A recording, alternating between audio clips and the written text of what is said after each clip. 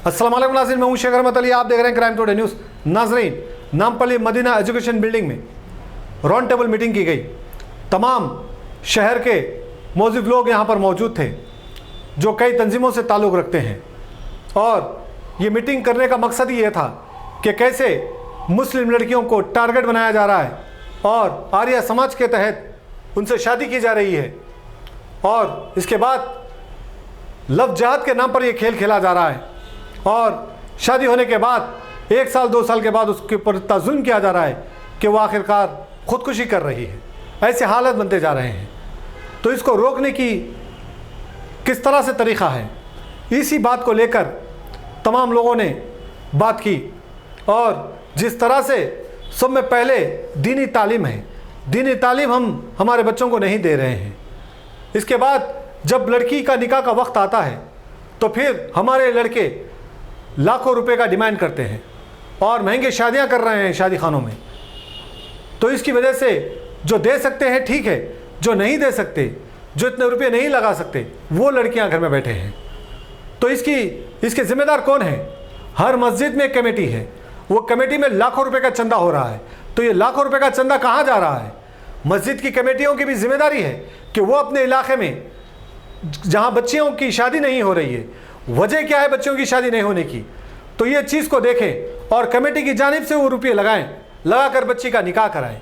लाखों रुपये कमा रहे हैं मस्जिद के कमेटी वाले।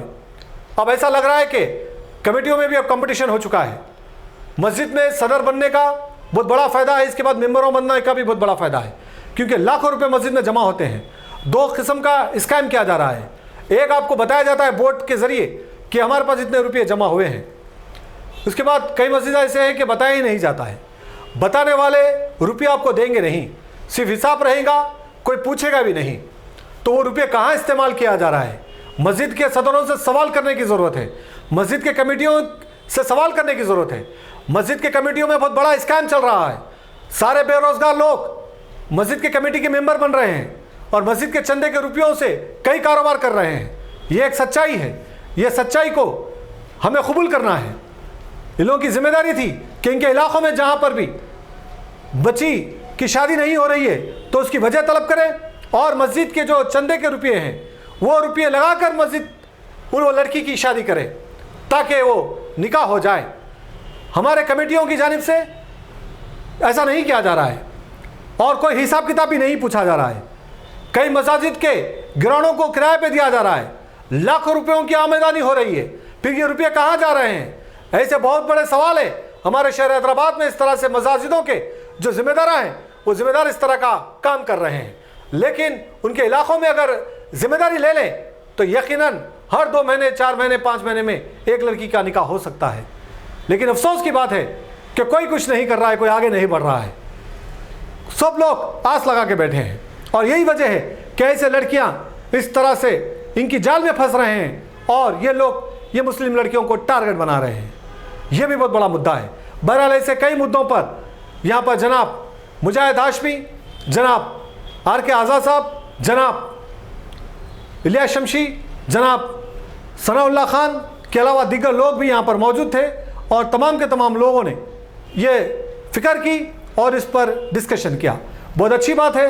अब इसको कंटिन्यू रखना है और अपने अपने इलाकों में अपने अपने मसाजिद के कमेटियों की भी ये जिम्मेदारी है कि इस पर मीटिंग करें और तहकीक करें कि एरिया में कहाँ पर कौन सी बच्ची की शादी रुकी हुई है और उसकी वजूहत क्या है। इसके बाद कमेटी जिम्मेदारी लेकर वो काम करें। आप सिर्फ निगरानी के लिए हैं, मस्जिद के रुपये और मस्जिद की निगरानी के लिए आपको रखा गया है। आप इस पर हक नहीं जता सकते, लेकिन कुछ मस्जिद के कमेटी के जो जिम्मेदार हैं वो ये अपनी जागीर समझ रहे हैं और ये जो भी रुपये आ रहे हैं चंदे के, इसको अपनी जागीर समझकर पर्सनल इस्तेमाल कर रहे हैं। और जो चंदा देने वाले लोग हैं वो भी देख समझ कर दें और तहकीक करके दें, क्योंकि जिस तरह से चंदा माफियाओं के जो हम आए दिन हालत देख रहे हैं कि किस तरह से लाखों करोड़ रुपए लोगों के, मजलूम लोगों के नाम पर चंदा किए हैं और मकानात बना लिए हैं, आज सड़कों पे आ गए हैं। और यही हालत होगी अगर मस्जिद के रुपयों से आप अगर कोई भी खेलेंगे। आपकी जिम्मेदारी है कि आप जो आपके इलाके के जो जिम्मेदार हैं उन लोगों को बिठाएं और तहकीक करें कि कहाँ पर कोई बच्ची के मसला है तो फ़ौरन काम करें। ये आपकी हमारी जिम्मेदारी है ताकि तभी जाकर हम कुछ हद तक ये कंट्रोल कर सकेंगे।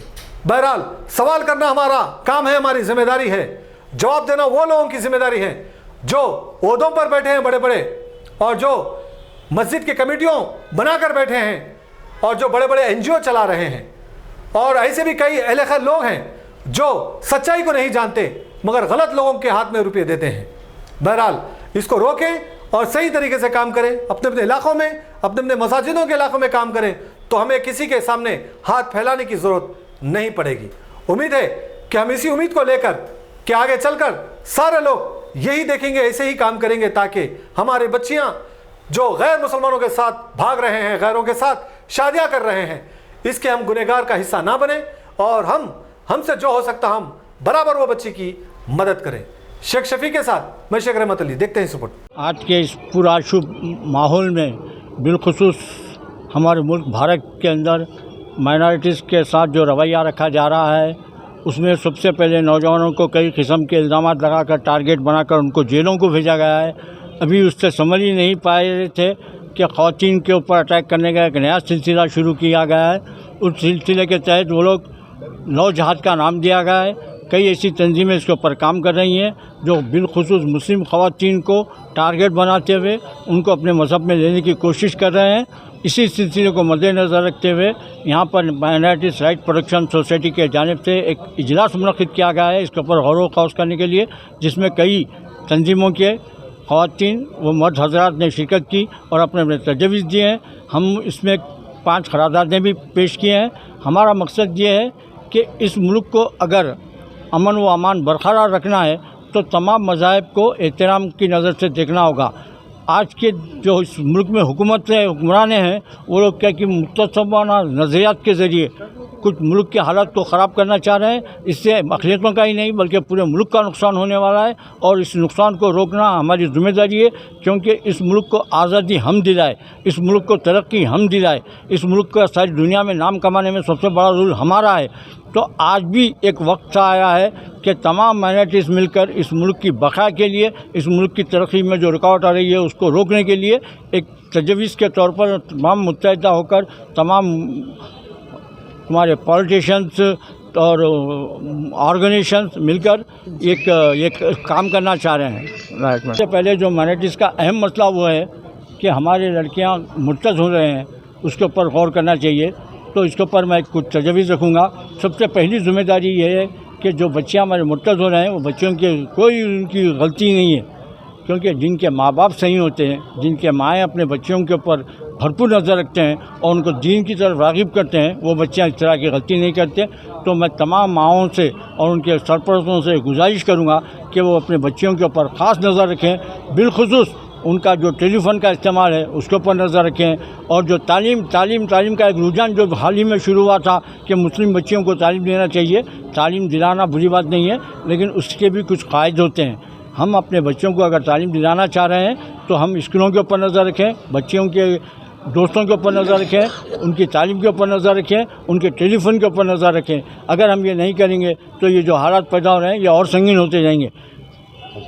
तो हम मिल्लत इस्लामिया के ज़िम्मेदारान से, बिलखुसूस सियासतदानों से अपील करता हूँ कि ये जो हालात चल रहे हैं इसके ऊपर वो काम करें। अस्सलाम वालेकुम रहमतुल्लाहि व बरकातुहू। मोहतरम नाज़रीन, मुस्लिम लड़कियों के इर्तिदाद के तशवीशनाक वाक़यात के लिए आज मदीना एजुकेशन सेंटर पर जो है एक मुश्तरका जो है मुशावरती इजलास मुनक़्क़िद हुआ, जिसमें जो है मैं भी इसमें मौजूद था।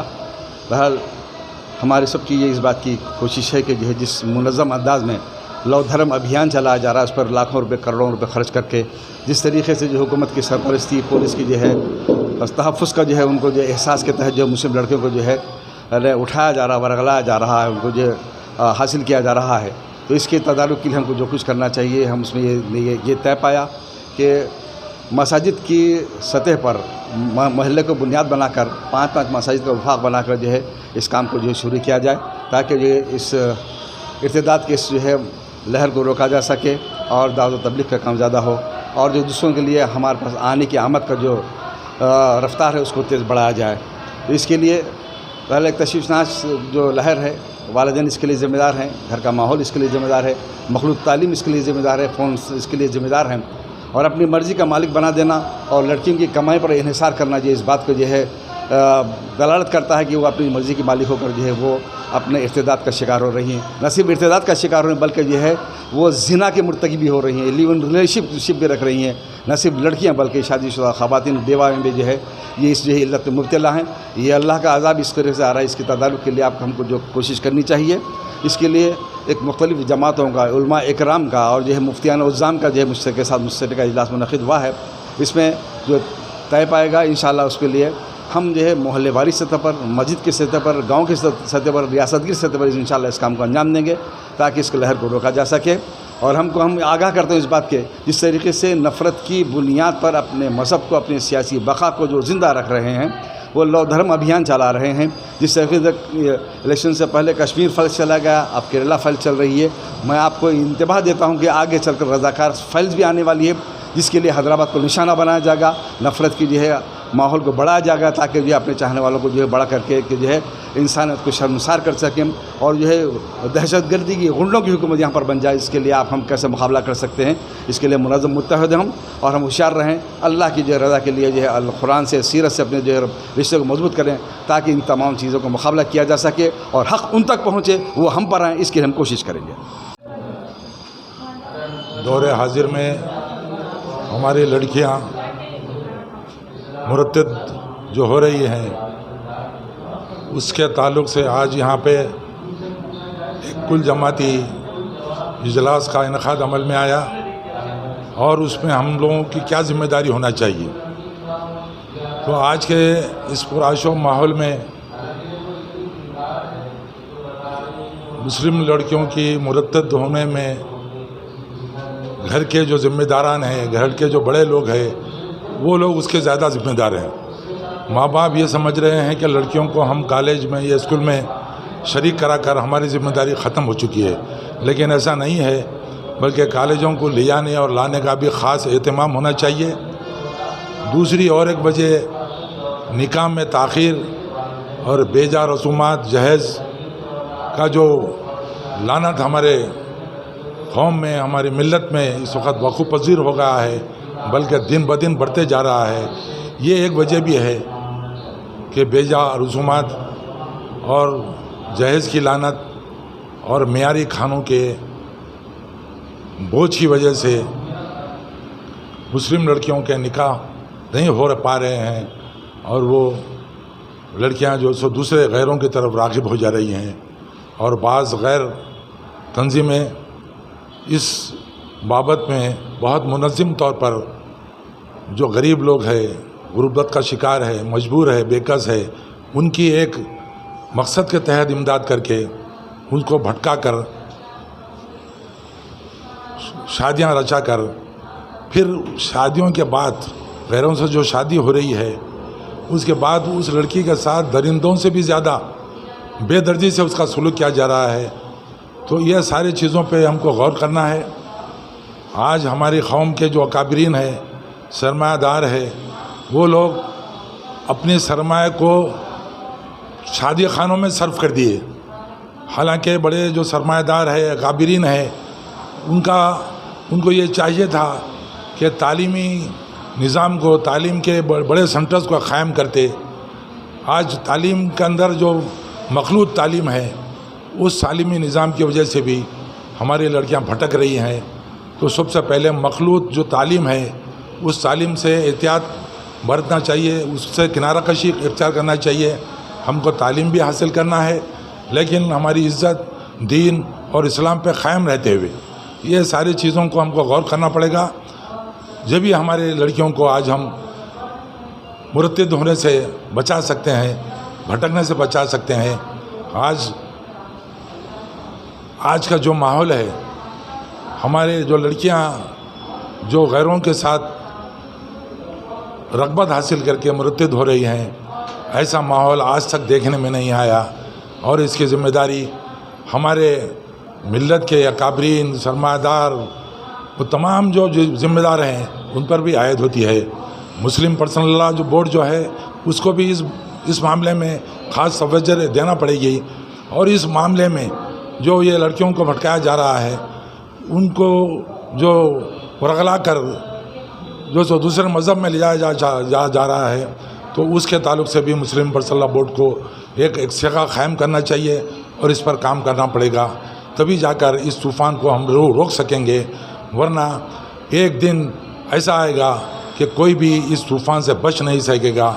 आज हम सारे लोगों को, मिल्लत के सारे लोग बिला लिहाज अक़ीदा व मसलक, तमाम सियासी, समाजी, दीनी व मजहबी उलमाए दीन वगैरह सबको मिलकर बैठकर इस मामले में, इस मसले पर हमको एक लाहे अमल को तरतीब देना पड़ेगा। और मस्जिदों के अंदर भी, क्योंकि मस्जिदें, इसके पहले मस्जिदों से सारे निज़ाम चलते थे, हमको मस्जिदों को भी इस मामले में शामिल करना पड़ेगा और मस्जिद के कमेटियों को भी इस मामले में उनको भी जिम्मेदारी लेना पड़ेगी। हर महल्ले में एक कमेटी बनाना पड़ेगा जिसमें ख़वातीन को भी शामिल करिए, 10 मेंबरों की कमेटी, 5 मेंबरों की कमेटी, 20 मेंबरों की कमेटी, जिसमें ख़वातीन को भी बराबर का शामिल रखिए और इस सिलसिले में वो काम करें।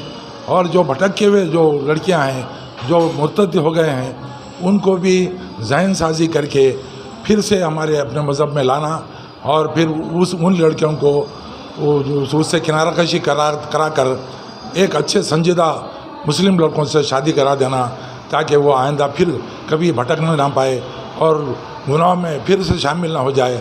इस मामले को हमको लामुतनाही तौर पर सिलसिलावार अमल करना पड़ेगा, जब ही जाकर ये जो लड़कियों को भटकाने का, क्योंकि गैरों की एक तंजीम मुनज़्ज़म तौर पर ये काम कर रही है लड़कियों को भटकाने का। और बाज़ लड़कियों को तो ये भी कहा जाता है कि आपके आबा व ज़ाद गैर थे, आप भी फिर गैर हो जाइए, मुरतद हो जाइए, तो कोई फ़र्क नहीं पड़ेगा। ये बिल्कुल गलत बात है। सबसे पहले हमारे घरों को, घर के जो ज़िम्मेदार हैं, माँ बाप है, जो भी बड़े लोग हैं, उनको चाहिए कि घर के माहौल को दीनी माहौल बनाए, दीन से क़रीब करें और सहाबा कराम और जो ख़वातीन थे उस ज़माने के, उनकी ज़िंदगी को उनके सामने रखें और उनको मखलूत माहौल से बचाएं। और टेलीफोन के जो दुकानात है, रिचार्ज के जो दुकानात है, उसके ज़रिए भी ये काम लिया जा रहा है, तो वहाँ से भी उनको रोकने की ज़रूरत है। कैंटीनों में जहाँ पे मखलूती तौर पर, इख्तलात तौर पर बैठा जाते हैं तमाम मज़हब के लोग, उसको भी रोकना पड़ेगा, जब भी जाकर हमको काम करना पड़ेगा। और इस अमल के लिए बाज़ाब्ता तौर पर अमली मैदान में आना चाहिए। अब जो सो हमको खामोश बैठने की ज़रूरत नहीं है, वरना यह तूफ़ान बहुत तेज़ी से आगे बढ़ रहा है, जिसको रोकना सारे मिल्लत के सारे लोगों की ज़िम्मेदारी है। वालेकुम बरकातहू। आज मदीना एजुकेशन सेंटर में असर हाजिर के मसाइल और हमारी मुस्लिम लड़कियों के इर्तदाद के मसले को लेकर एक राउंड टेबल कॉन्फ्रेंस का इनेकाद अमल में आया। इस मौके पर मैंने गुफ्तगू की और एक तजवीज़ पेश की कि मसाइल तो शुरू से रहे हैं और मसाइल क़यामत तक रहेंगे, मसाइल से कोई रवां फ़रार नहीं हो सकता है, तो लिहाजा मसाइल को देखकर घबराना ये वक्त का तकाज़ा नहीं है, बल्कि इस मौके पर एक चीज़ की कमी है और एक तहरीक की ज़रूरत है, वो है रूहानी तहरीक, यानी अल्लाह से जोड़ने की तहरीक। आप लोगों को लाग बता दें कि ये करें, ये ऐसा करें, वैसा करें, लेकिन जब तक अल्लाह से मोहब्बत पैदा नहीं होगी, लोग अल्लाह के लिए कैसे करेंगे। यानी हमारे पास लोग नमाज, रोज़ा, ज़कात, हज, ये तमाम तर चीज़ें अपने बच्चों को ज़रूर सिखा रहे हैं, बता तो रहे हैं, लेकिन अल्लाह से मोहब्बत नहीं हो पा रही है। लिहाजा इसी की एक बुनियादी वजह है कि अल्लाह के लिए जीना और अल्लाह के लिए मरना और हलाल और हराम की तमीज़ बाकी नहीं रह पा रही है। तो लिहाजा कुल हिंद सतह पर आज मुसलमानों को इस बात की ज़रूरत है कि पूरी उम्मत को अल्लाह से जोड़ें, रूहानी तहरीक को शुरू करें और ये तमाम तर मसाइल पर हम लोग वक्ती तौर पर रिएक्शन देने के बजाय मुस्तकिल तौर पर काम करते हुए अपनी आने वाली नस्लों को बचाएं। मोहम्मद अब्दुल अज़ीज़, रियासती सदर movement for piece and justice Telangana आपसे मुखातिब है। आज 6 में 11:30 बजे एक इजलास मुनक़्क़िद हुआ। मौजूदा हालात में जो इर्तदाद का फितना चल रहा है, उसके इंसदाद के लिए क्या तदाबीर हो सकती है, बिला लिहाज़े समझ जाइए कि मसलक और जमात के उससे बुलंदतर होकर आज का ये इजलास रखा गया है, जिसमें कसीर तादाद में ख़वातीन ने शिरकत की है और इसमें कुछ क़रारदाद भी मंजूर की गई। उस क़रारदादों का ख़ुलासा मैं आपके सामने रखता हूँ। एक क़रारदाद तो ये है कि आज का ये इजलास इस बात पर इंतहाई तशवीश का इजहार करता है कि इर्तदाद का ये जो फितना है वो दरहक़ीक़त सियासी सरपरस्ती में जारी व सारी है और इसके ताने और बाने कौमी नहीं बल्कि बैनुल-अक़वामी सतह तक मिलते हैं। दूसरा ये कि आज का ये इजलास वालिदैन को उनकी ज़िम्मेदारियां याद दिलाता है, उनसे मुतालबा करता है कि जिस कश्ती के पतवारों को ख़ुद मल्लाहों ने तोड़ा हो, उस कश्ती के हमदर्दों को फिर शिकवा तूफ़ान क्या होगा। हम कब मुतालबा करते हैं उन लोगों से जो हमारे बच्चों को मुतासिर कर रहे हैं। हमारी ज़िम्मेदारी है कि उनको अपने दीन से वाकिफ़ कराएं। ये दूसरी करारदाद थी जो इसमें मंजूर की गई। तीसरा ये कि अवामी शऊर को बेदार करने के लिए जमात के और दीगर जहदकारों के असरात को इस्तेमाल किया जाए और रियासतगीर पैमाने पर इस तरह की मुहिम चलाई जाए कि इर्तिदाद के इस फितने के ज़रिए जो कुछ समझ जाइए कि अक़लियतों को नुकसान पहुंचाने की बात की जा रही है, आज का ये इजलास उस पर अपनी तशवीश का इजहार करता है। हुकूमत से मुतालबा करता है कि वो गैर जानिबदाना तौर पर इस मसले को यकीनी बनाए कि एक तो इजहार राय की आज़ादी, दूसरे इजहार मज़हब की आज़ादी। और इज़हार मज़हब की आज़ादी को दुनिया की कोई ताकत भी रोक नहीं सकती। ये हमारा दस्तूरी और बुनियादी हक़ है।